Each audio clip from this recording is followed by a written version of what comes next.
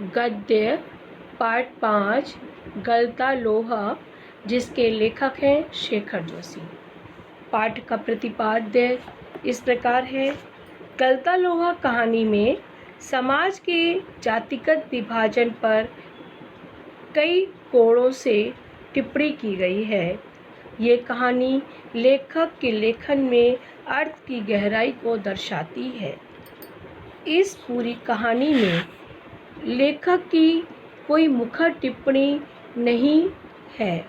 इसमें एक मेधावी किंतु निर्धन ब्राह्मण युवक मोहन विषम परिस्थितियों के चलते उस मनोदशा तक पहुंचता है जहां उसके लिए जाति अभिमान बेमानी हो जाता है।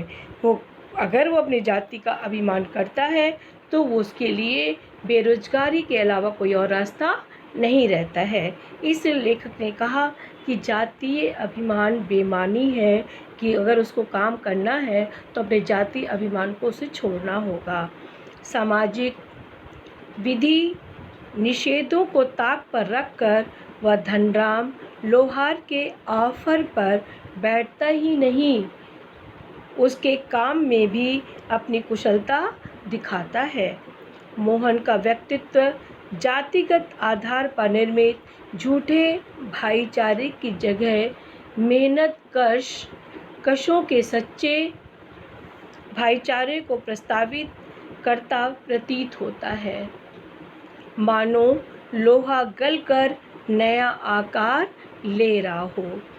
मोहन के पिता वंशीधर ने जीवन भर पुरोहिती की मतलब पंडित ब्राह्मण का पूजा पाठ का काम किया।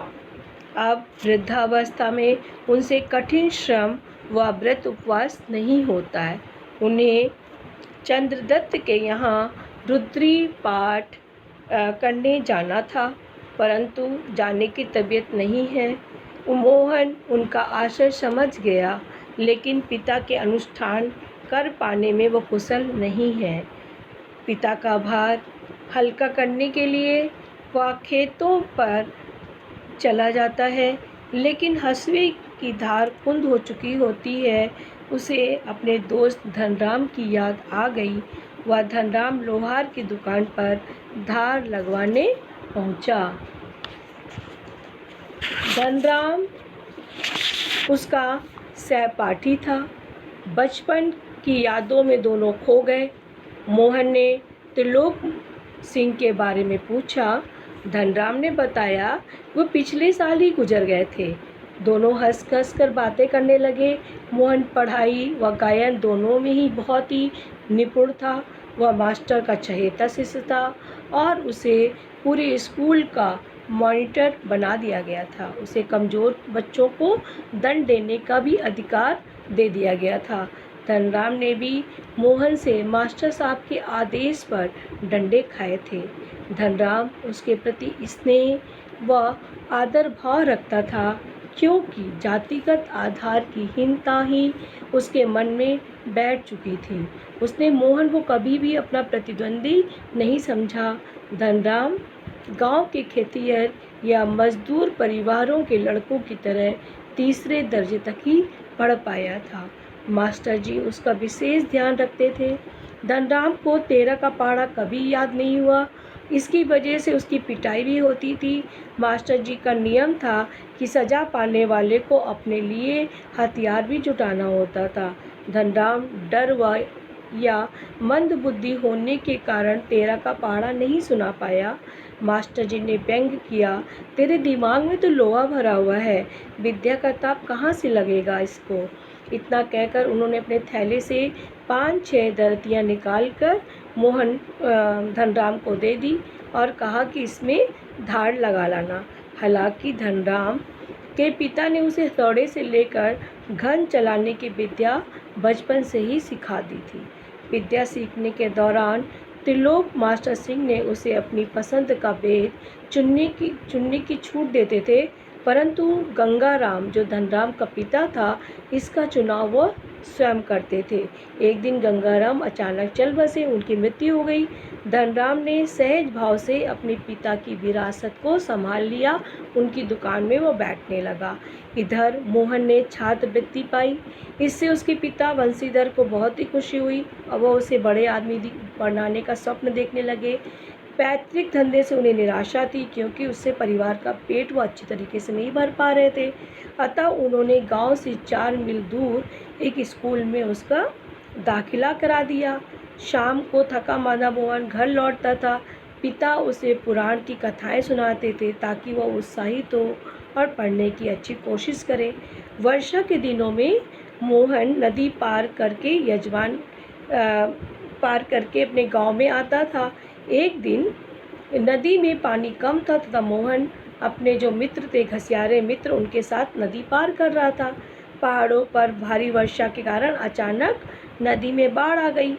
किसी तरह वे घर पहुँचे। इस घटना के बाद जो मोहन के पिता थे वो बंशीधर घबरा गए। उन्हें लगा कि नहीं, कभी भी कोई भी हादसा हो सकता है। अभी तो मान लो मोहन बच गया, कभी डूब भी सकता है। ये सोचकर उन्होंने मोहन की वहाँ से उस स्कूल से नाम कटवा दिया। उन्हीं दिनों उनके बिरादरी का एक युवक जो था वो लखनऊ से गांव आया था। बंशीधर ने मोहन की पढ़ाई के बारे में बताया तो उस व्यक्ति ने कहा कि आप मेरे साथ इसको लखनऊ भेज दीजिए, मैं उसको अपने घर में रख लूँगा और मेरे घर में 4 प्राणी हैं, एक प्राणी और बढ़ जाएगा तो कोई अंतर नहीं पड़ता, हम इसको अपने घर में रख लेंगे। बंशीधर को जो रमेश जो व्यक्ति था वो भगवान के रूप में मिल गया। मोहन रमेश के साथ लखनऊ पहुंचा। यहाँ से उसकी ज़िंदगी का नया अध्याय शुरू हो गया। घर की महिलाओं के साथ साथ गली की सभी महिलाओं के घर में उसने काम करना शुरू कर दिया। रमेश बड़ा बापू था, वह मोहन को घरेलू नौकर से अधिक हैसियत नहीं देता था। मोहन भी ये बात समझता था। रमेश ने अपने आस पड़ोस उसका परिचय कराया कि ये मेरा घरेलू नौकर है। ये सुनकर उसे समीप के उसको जब उसने कहा कि उसका एडमिशन करा दो तो पास के एक स्कूल में उसका दाखिला करा दिया गया। घर के काम के बोझ व वातावरण के कारण वो अपनी कोई पहचान नहीं बना पाया। गर्मियों की छुट्टी में भी वो घर तब जा पाता था जब रमेश के घर का कोई भी व्यक्ति गांव जा रहा होता था, तभी उसको भेजते थे। नहीं तो उसे ये कहते थे कि अगली पढ़ाई है इसलिए तुम यहीं रहो, और रमेश वो शहर में ही रह जाता था। मोहन ने परिस्थितियों से समझौता कर लिया। वह घर वालों की असलियत को बताकर दुखी नहीं होना चाहता था, उनको दुखी नहीं करना चाहता था। 8वीं कक्षा पास करने के बाद उसे आगे पढ़ाने के लिए रमेश का परिवार उत्सुक नहीं था। बेरोजगारी का तर्क देके उसे तकनीकी स्कूल में दाखिला करा दिया गया। वह पहले की तरह स्कूल व घर का काम करने लगा, उसमें व्यस्त रहने लगा। 1.5 वर्ष के बाद जब उसकी पढ़ाई, तकनीकी शिक्षा की पढ़ाई पूरी हो गई तो कारखानों के चक्कर लगाने लगा। इधर बंशीधर ने अपने बेटे के अफसर बनने की जो उम्मीद थी, जब उसे वास्तविकता का पता चला तो उन्हें बहुत ही दुख हुआ। जब उनसे धनराम ने पूछा, एक बार बाजार में उसके पिता मिले, मोहन के पिता, तो उसने पूछा कि मोहन के क्या हालचाल है, तो उन्होंने कहा कि वो तो बहुत बड़ा ऑफिसर बन गया है। तब धनराम ने कहा, हाँ, वो तो बचपन से ही बुद्धिमान था। इस तरह मोहन और धनराम जीवन के कई प्रसंगों की बातें करते रहे। धनराम ने हसुए के फाल को बेड से निकाल कर तपाया, फिर उसे धार लगा दी। आमतौर पर ब्राह्मण टोले के लोगों का शिल्पकार के टोले में उठना बैठना नहीं होता था। कामकाज के सिलसिले में खड़े खड़े बातचीत निपटा ली जाती थी। ब्राह्मण टोले के लोगों को बैठने के लिए कहना भी उनकी मर्यादा के विरुद्ध समझा जाता था, उनका अपमान समझा जाता था। धनराम की कार्यशाला में बैठकर उसके काम को वो मोहन देखने लगा। धनराम अपने काम में लगा रहा। वह लोहे की मोटी छड़ को भट्टी में गलाकर गोल बना रहा था, किंतु वह छड़ निहाई पर ठीक से फंस नहीं पा रही थी, अतः लोहा ठीक ढंग से मुड़ नहीं पा रहा था। मोहन कुछ देर उसे देखता रहा, फिर उसने दूसरी तरफ से उसे पकड़ लिया।